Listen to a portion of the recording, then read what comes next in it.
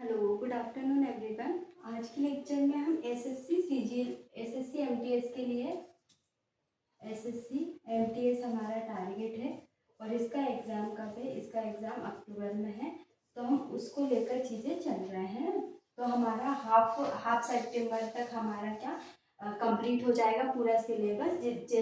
जैसा आपका सिलेबस दिया हुआ है जीएस का, हम सारा कंप्लीट कर लेंगे।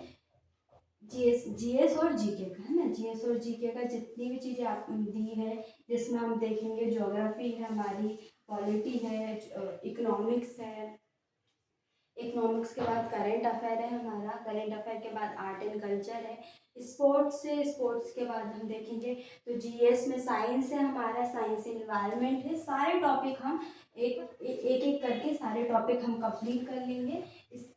अब हमारा क्या चल रहा था? हमारा आर्ट एंड कल्चर चल रहा था।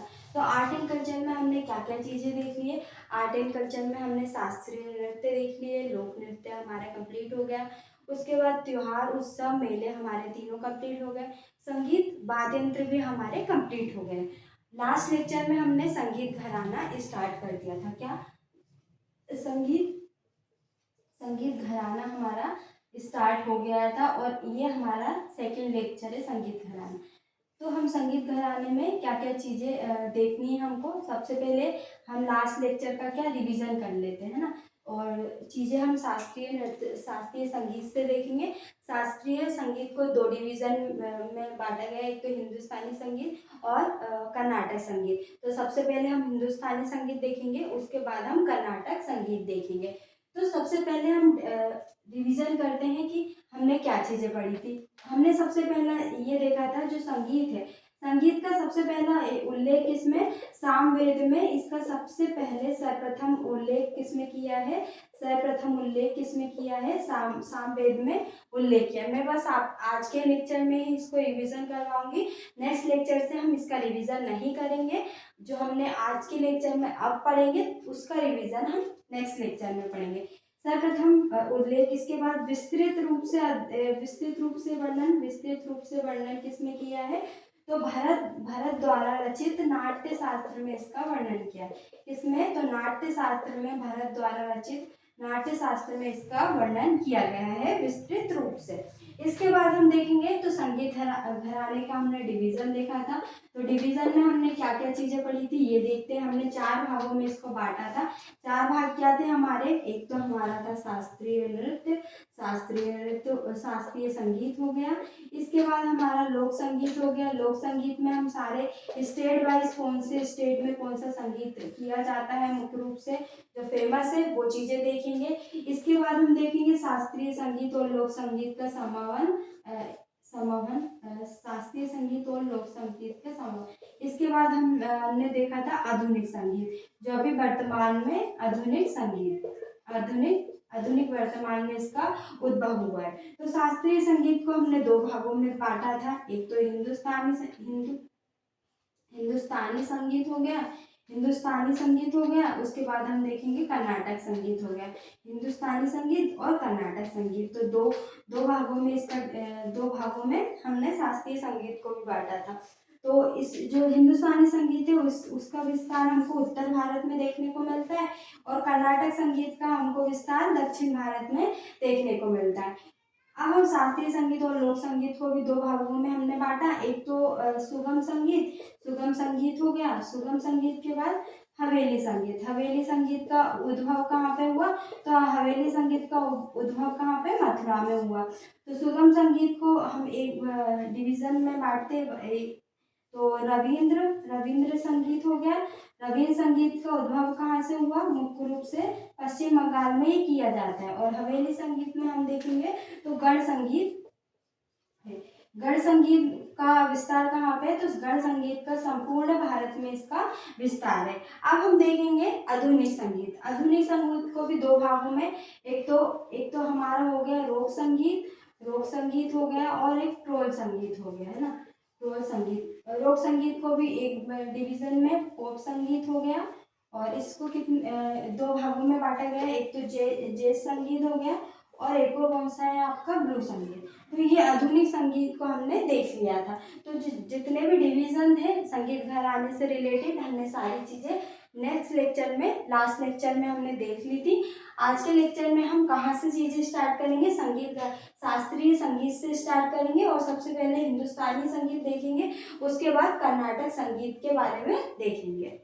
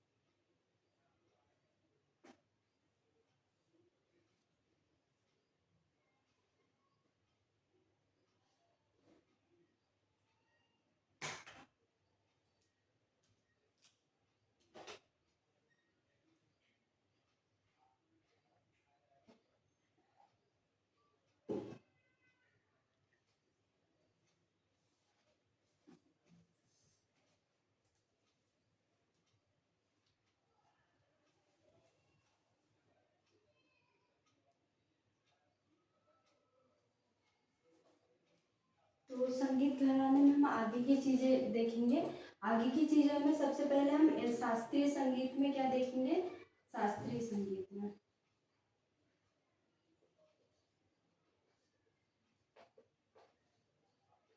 शास्त्रीय संगीत में आज हम हिंदुस्तानी संगीत देखेंगे।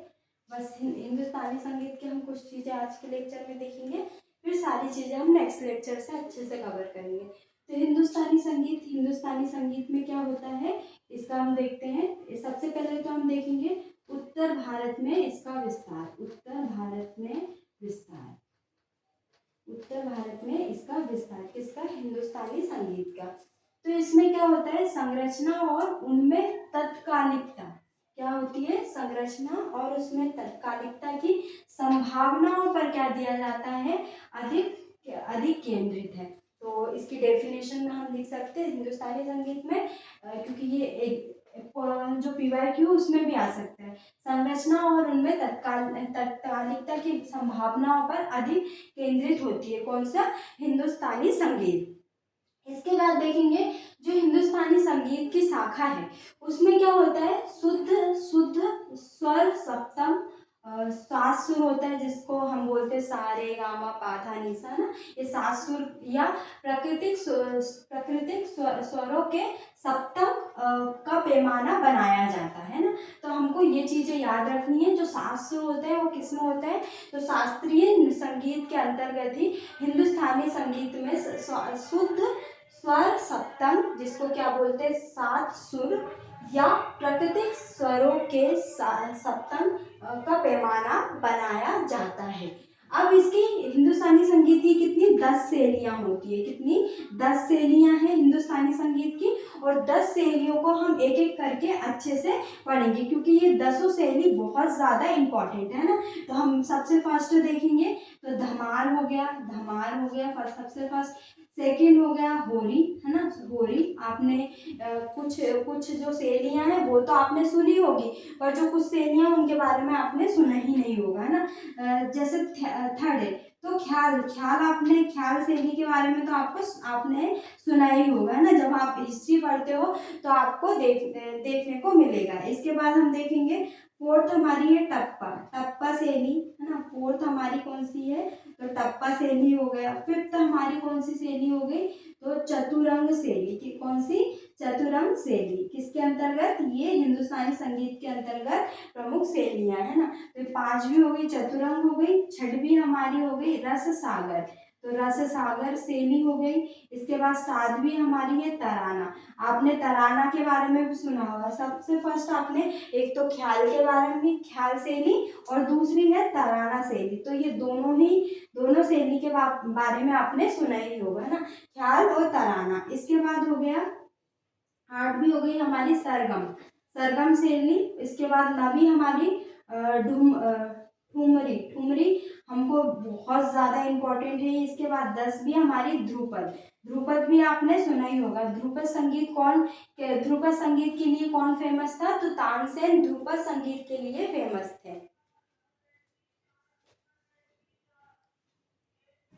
तो जो हमारी जो ध्रुपद संगीत है, तो ध्रुपद संगीत के लिए कौन फेमस थे? ध्रुपद संगीत के लिए तानसेन फेमस थे। और तानसेन किसके दरबार में रहते थे? तानसेन रामचंद्र के दरबार में रहते थे। रामचंद्र के दरबार में तानसेन रहते थे। रामचंद्र के दरबार में से ये किसके दरबार में गए थे? अकबर के दरबार में गए थे, है ना।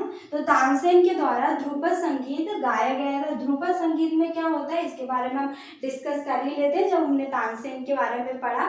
तो तानसेन का जो वास्तविक नाम क्या है? तो रामतनु पांडे, ये पूछ लेते हैं इसलिए मैंने आपको बता दिया तानसेन का।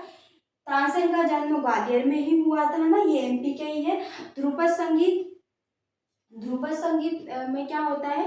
ध्रुपद संगीत में क्या एक संगीत होता है जिसके द्वारा क्या करते हैं, दिए को क्या प्रज्वलित करते हैं ना। तो तानसेन के द्वारा ये प्रमुख रूप से ये जो संगीत है ध्रुपद संगीत वो किया गया था ना। तो 10 हमारी जो शैलियाँ हैं वो हिंदुस्तानी संगीत के अंतर्गत आती हैं। तो इन सारी शैलियों को हम नेक्स्ट लेक्चर में कवर कर लेंगे। इससे रिलेटेड हमको छोटी छोटी चीज़ें पढ़नी है कि इसका उद्भव कहाँ पे हुआ और इससे संबंधित फेमस कलाकार कौन कौन है ना। तो हमको बस इतनी चीज़ें पढ़ना है, ज़्यादा चीज़ें हमको नहीं पढ़ना है। संगीत घराने से इतने ही ज़्यादा चीज़ें हमसे पूछते नहीं है, फिर भी मैं आपको बता रही हूँ। हमको ज़्यादा जो फोकस है वो लोक संगीत पे करना है। लोक संगीत में हम सारी स्टेट के बारे में पढ़ेंगे। उसमें स्टेट में भी हम देखेंगे कि कौन से स्टेट में कौन सा संगीत मुख्य रूप से फेमस है या उसका उद्भव हुआ है ना उस राज्य से। तो हम ये चीज़ें देखेंगे। तो आज के लेक्चर में हमारा हिंदुस्तान संगीत ही हुआ है। कल के लेक्चर में हम इसके जो पूरी शैलियाँ हैं 10 शैली हिंदुस्तानी संगीत की 10 शैली हम कंप्लीट कर लेंगे, जिसमें धमार शैली हो गया, होरी शैली हो गया, ख्याल शैली हो गया, टप्पा शैली हो गया, चतुरंग शैली हो गया, रस सागर शैली हो गया, तराना शैली हो गया, सरगम शैली हो गया, डुमरी शैली हो गया और ध्रुपद शैली। तो ये 10 शैली हम नेक्स्ट लेक्चर में कंप्लीट करेंगे और कर्नाटक संगीत के बारे में देखेंगे, है ना। तो ज़्यादा चीज़ें नहीं पढ़ेंगे। उसके बाद हम लोक संगीत के बारे में देखेंगे। लोक संगीत के बारे में देखने के बाद आधुनिक संगीत भी देखना है हमको। तो एक एक करके सारी चीज़ें कंप्लीट करेंगे। ये हमारा सेकेंड लेक्चर होगा संगीत घराने के ऊपर। फर्स्ट लेक्चर में हमने बेसिक चीज़ें देखी थी, आज भी हमने कुछ बेसिक ही चीज़ें देखी हैं, क्योंकि क्या फर्स्ट और सेकेंड लेक्चर में मैं आपको ज़्यादा चीज़ें नहीं पढ़ा सकती, क्योंकि आपको याद भी नहीं होगा। हम कम कम चीज़ें पढ़ेंगे पर अच्छे से चीज़ों को अच्छे से पढ़ेंगे ताकि चीज़ें आपको याद हो जाए। अब मैं एक बार आपको पूरा देख लेते हैं हम कि जीके में हमने क्या क्या चीज़ें पढ़ ली है। तो आपको भी क्या लगे कि हमारी इतनी सारी चीज़ें कंप्लीट हो गई, अब हम इसका हमको रिवीजन भी करना है। तो मैं एक बार और आपको चीज़ें बता देती हूँ ताकि आपको अच्छे से समझ में आ जाए कि हमको क्या चीज़ें और करनी है और क्या क्या चीज़ें हमारी कंप्लीट हो गई, कौन कौन से टॉपिक हमारे अभी तक कंप्लीट हो गए हैं।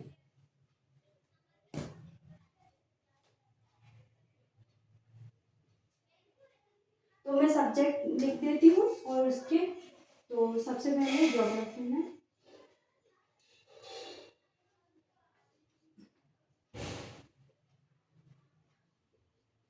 राष्ट्रीय उद्यान,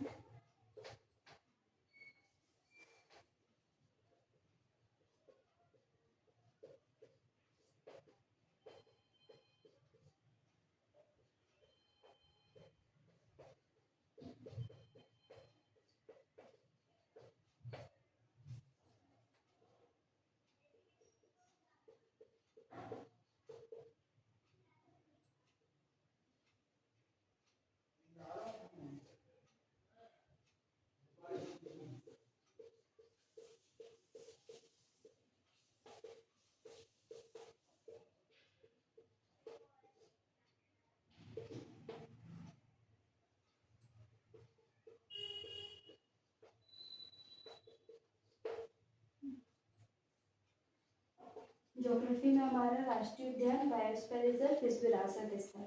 इकोनॉमिक्स में समिति पंचवर्षीय योजना है ना। कला साहित्य में, संस्कृति में,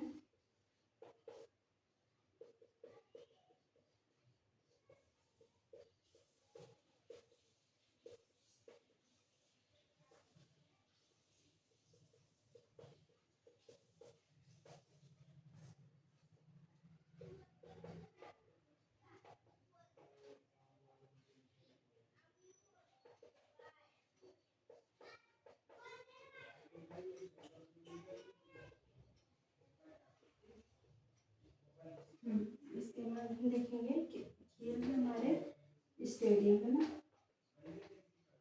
स्टेडियम हो गए और प्रमुख कलाकार भी हो गए है ना, वो क्या बोलते हैं, पुरस्कार। हर चीज़ें हमारी, इतनी चीज़ें कंप्लीट हो गई है। अब कुछ चीज़ें हमारी बची हैं तो देखेंगे। राष्ट्रीय उद्यान, बायोस्फीयर रिजर्व, विश्व विरासत स्थल, समिति पंचवर्षीय योजना, शास्त्रीय नृत्य, लोक नृत्य, त्योहार, उत्सव, मेले, संगीत वाद्य, संगीत घराना और स्टेडियम और पुरस्कार। तो इतनी चीज़ें कंप्लीट हो गई है। बाकी चीज़ें और बची है तो हम धीरे धीरे करके उसको 15 सितंबर से पहले इसको कंप्लीट कर लेंगे।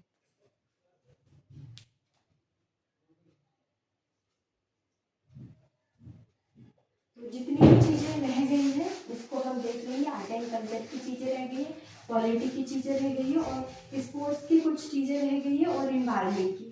तो और इन्वायरमेंट और हमारी साइंस, तो इतनी चीज़ें रह गई है कि हम जितने भी आगे के लेक्चर हैं उसमें 15 दिन में इसको कंप्लीट कर लेंगे।